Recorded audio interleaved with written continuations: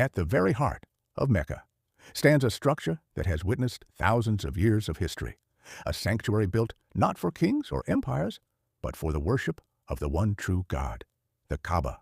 According to Islamic tradition, the Kaaba was first built by Prophet Ibrahim and his son Ismail, a house of worship dedicated solely to Allah.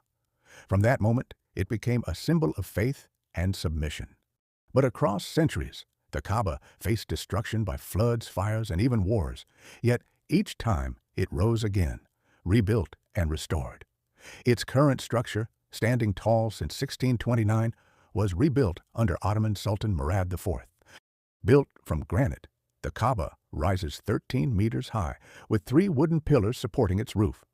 Draped in the Kiswah, a black silk cloth embroidered with gold, replaced every year, it holds within its walls the sacred black stone, kissed and revered by millions of pilgrims. For over 1 billion Muslims, the Kaaba is more than stone and cloth. It is the Qibla, the direction of every prayer. It is the heart of the Hajj, where millions gather every year, united in worship of Allah. Empires rise and fall, centuries pass, but the Kaaba remains the eternal house of Allah, calling humanity to faith, unity, and submission to the Creator.